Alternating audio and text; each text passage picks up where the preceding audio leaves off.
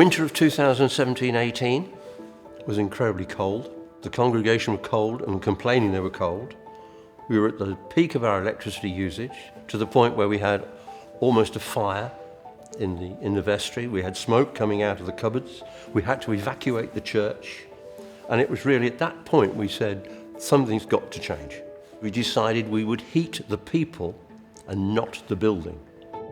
I'd read an article somewhere about under-pew heating. So I actually contacted a consultant to come and gave us an overview of what we should be doing, which was in fact under-pew heating, plus a heater up by the altar for our poor old rector, who doesn't sit in a pew, and he was the only one who would be cold, so we've got him a heater as well. So what it taught us was that instead of putting one pew heater in the centre, it was much better to buy two smaller pew heaters and put two heaters per pew, so it covered the whole width of the pews.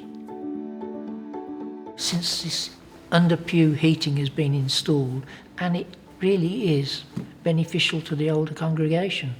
The lovely thing is now I can put my hands near the heaters and I can actually turn the pages in the hymn book and the prayer book in a much more relaxed way, instead of being taut and shivering.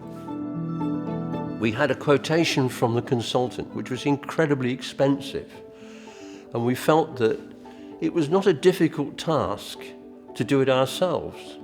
So we ended up going around various electrical wholesalers, finding out the cost of pew heaters, contacting independent electricians to find out how much it would cost to put them in, and in fact it saved 60% of the cost that the original person came and gave us as a price. All we did was I bought the pew heaters, as we contacted the electrician.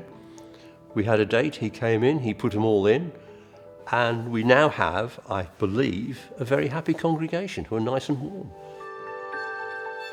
We were very keen to reduce the electrical consumption in the church further if we could. So we also changed all the light bulbs in the church to LEDs. So we actually saved approximately 2 kilowatts of electricity just by changing the light bulbs to LEDs. The old heaters we had to have on for 3.5 hours before a service, plus the hour service, so they were on for 4.5 hours using electricity. The new under-pew heaters only have to be on for half an hour before the service, so it's a third of what we used to use. We have 2 time clocks with a rocker switch that we can alternate the time clocks. So one time clock works the heating for communion in the morning, the other time clock works for evensong in the afternoon.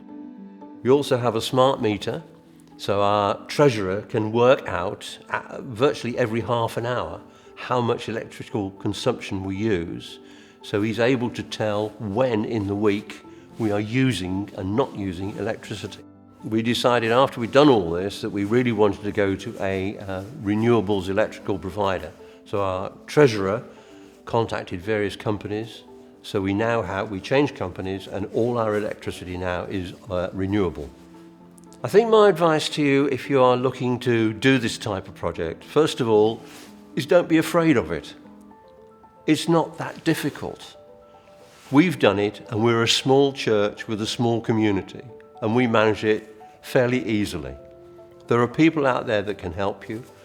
If there's no one else that can help you, I'll be happy to help you.